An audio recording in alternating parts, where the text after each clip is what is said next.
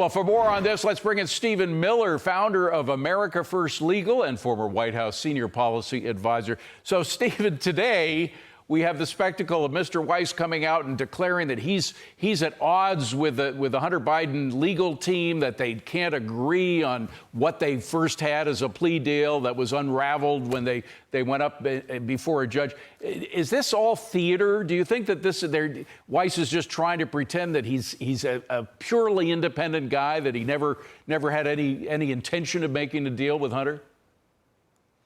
Well, obviously, he's trying to create public space between himself and the deal that he personally negotiated and the investigation that he oversaw, whose sole apparent purpose to any objective observer was to shield not only Hunter Biden from criminal accountability, but Joe Biden from criminal accountability.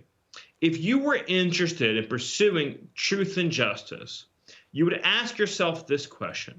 Why did Hunter Biden go to such extraordinary lengths to conceal the sources and nature of his income, and then to avoid registering as the law commands as a foreign agent? What would be the motive for doing that?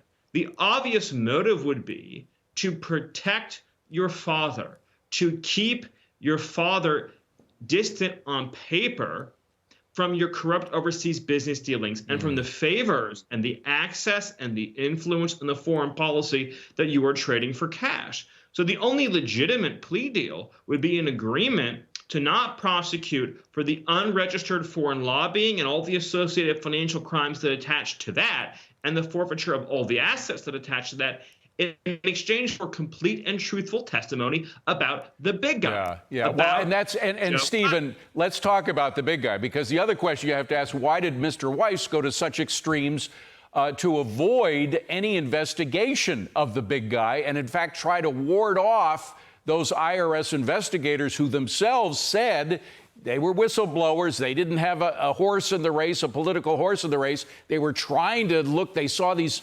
signs of this connection between Joe and Hunter, and they were told to go away from it by Mr. Weiss and his associates. Well, to be blunt, the Department of Justice here is acting like a crime syndicate protecting Joe Biden, doing everything in its power to wall off and close off investigatory avenues that lead to Joe Biden. Most importantly, following the money. You have in writing this message, 10% for the big guy. You have Hunter Biden in writing talking about how he's being forced to give his income up to his father, how he's paying for everything for the family.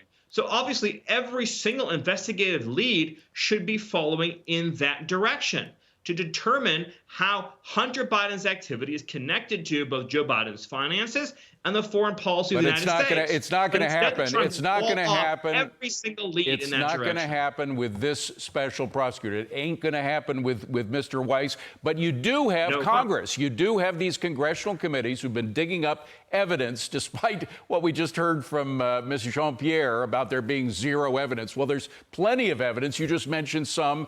There are bank records. There's information about the various shell companies that were created. And I'm just wondering, to what extent will Mr. Weiss's new designation as special counsel will prevent Congress from going further, from getting even more evidence, more direct evidence, connecting all those dots between Joe and Hunter? Well, two things. Number one, the most damning piece of evidence at all, which I neglected to mention, is the very simple fact that came out in the deposition with Devin Archer that Burisma wanted that prosecutor gone. And lo and behold, after funneling all this money to the Biden family, the prosecutor is removed. As to your second question, the reality is that it's not just enough for Congress to pursue these lines of investigation. Congress is going to have to lay out a detailed criminal referral to the Department of Justice that can be acted upon in 2025. That's the playbook here. Detail every single crime that you can document, issue every subpoena, conduct every interview, connect all the dots, and then lay it at the doorstep of the Department of Justice in 2025. We will not reclaim democracy in this country as long as we are living in a place in which innocent conservatives are held as political prisoners, but guilty leftists are immunized from law enforcement at every level. Quickly, Stephen, we don't have much time, but I got to get into what happened last night, the indictment, the fourth indictment of the president, and the political weaponization of the Justice Department. We've been talking about it, but it's both on the local and on the federal level. The president kind of telegraphed he was going to do this back in November. Let's just roll tape and see what he said. We just have to demonstrate that he will not take power by, if he does run, making sure he, under legitimate efforts of our Constitution, does not become the next president again. So he gave us his playbook. He gave us his playbook back in November, and I don't think people took him seriously.